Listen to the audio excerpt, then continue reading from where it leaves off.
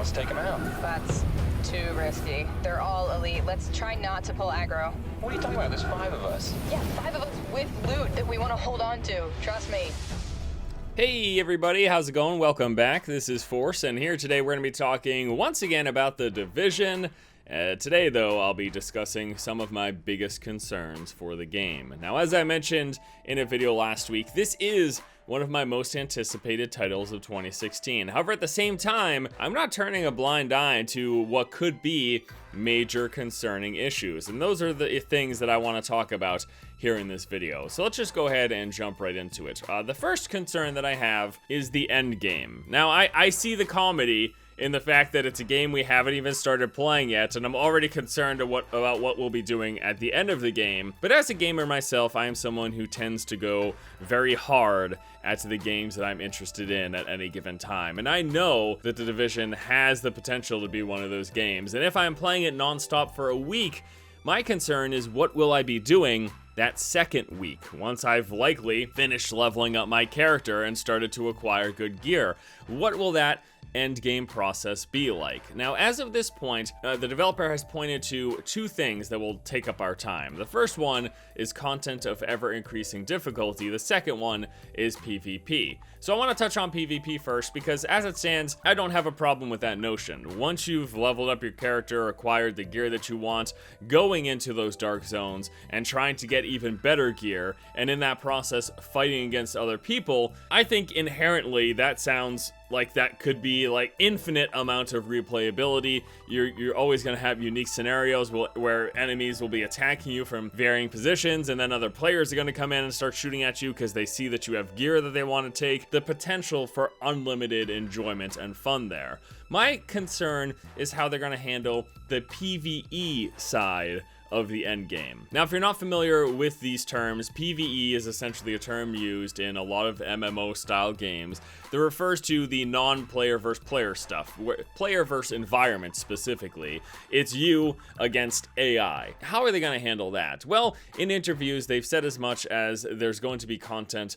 of ever increasing difficulty. That alone is concerning because a lot of times you hear that, and how is that solved? Well, it's solved by increasing the health of the enemies and making them deal more damage. Basically, creating bullet sponges that can one-hit you is the ultimate grave concern when you hear them say, there's going to be content that scales up with your character. So yes, this is an RPG style game.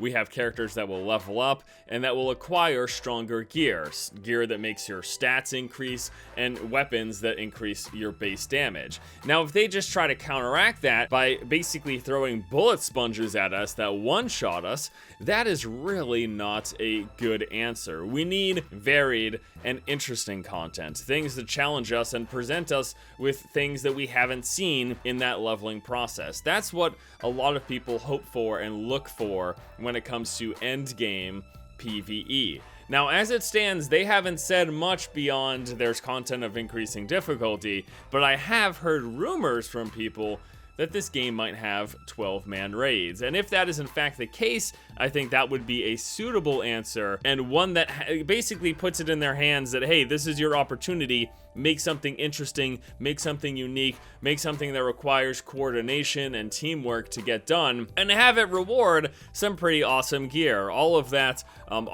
sounds like it could be exciting, but again, that's nothing that Ubisoft has come out and said, yes, we're gonna have 12-man raids, it's gonna be like this, that, and the other thing. They've just said, the content's gonna be harder and it's gonna scale up with your character, and that alone is a concern and not suitable. So the PvP sounds great. The PvE, I think we still need to learn some more, and it has the potential to be, again, pretty awful if it's just, I've got 1,000,000 health and I'll one-shot you every time. Those aren't the type of enemies and encounters that most of us want to play against. Second concern that I want to bring up is actually not a huge concern for me personally, but I'm addressing it because I know it's an issue for a lot of people. And that is the visuals. So basically, when we first saw this game, they released a trailer and it looked absolutely gorgeous. However, in the subsequent years, with more trailers coming out, it looked, I'd say, slightly less impressive. And that if you happen to catch that leaked footage from a couple of weeks ago, it looked downright awful. So the concern, of course, is did they try to trick us? Is Ubisoft pulling one over, trying to pull the wool over our eyes? They're saying, hey, it's going to be this amazing, best looking game ever, but then when it releases, it isn't. You know, every time this topic comes up, as I mentioned at the top of this, it's really not the biggest concern for me because I understand in the development process, things change, plans change. They can't do as much as they were hoping to do. They decided they wanted the world more interactable or bigger, and as a result, they had to scale back the visuals. This is all basically par for the course when it comes to the length and iteration that happens in the development process of games. However, at the same time, I understand the frustration that people have. No one wants to feel lied to. No one wants to feel like they're being tricked. So I put it on this list because I know it's a big issue for a lot of people. Go in there with a reasonable expectation that the Division probably won't look as good as it did in that first gameplay trailer, but that doesn't mean it's gonna look awful either, and that doesn't mean it was a great big trick that they tried playing. Maybe it just means things changed throughout development. And finally, on my list of concerns for the Division, we have got Uplay. Now, this is something that wouldn't have actually come up if it weren't for my recent obsession with Rainbow Six Siege. In the past, I've heard people complain about Uplay, but my experience with it has always been relatively fine. It's just another client to launch your games through, like Steam and Origin. I never really had a big problem with it. However, my recent playtime with Rainbow Six Siege has taught me that the servers that Uplay run off of are pretty unreliable when a game is getting bogged down. Basically, this past week of Rainbow Six Siege has almost been unplayable. Uplay is constantly having issues with synchronizing data, constantly getting disconnects, constantly not getting rewarded for the time that you're putting in. There have been several issues that have basically made it unplayable half the time. There's just been a myriad of issues, and if you take a look at the subreddit and the official forums for Rainbow Six Siege, you will see this is not an isolated problem. It's not just my internet, it is in fact the servers. Now, Ubisoft has come out and said, well, the biggest problem here is we've got an influx of players, and as a result, our servers can't handle it, yada, yada, yada.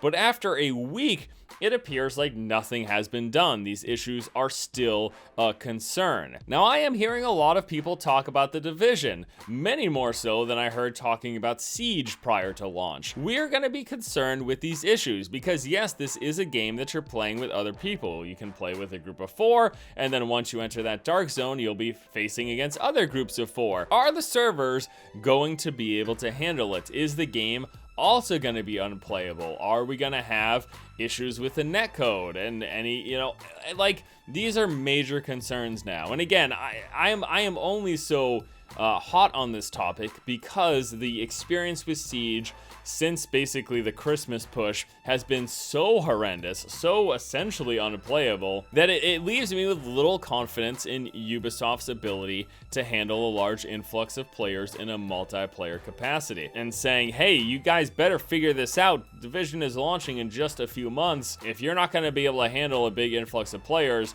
then those players are going to get turned off because the servers are unstable, and then you're going to be losing even more players as a result. So it's just something to think about. It is, once again, one of my biggest concerns and something that I hope they can figure out in the coming months before the launch of the Division. And with that, guys, we're going to be wrapping up this list. I want to thank you so much for watching. Hope you enjoyed this video talking about some of my biggest concerns for the Division. Please let me know in the comment section below what you think of this list and any concerns that you may have that I haven't addressed yet. I am anticipating this game very much so. I'm hoping that Ubisoft can deliver, and I hope they address some of the things that we talked about here in this video, or some of the concerns that you guys might have as well. With that, guys, we'll be wrapping things up. Thanks once again for watching, and until next time, I'll see you later.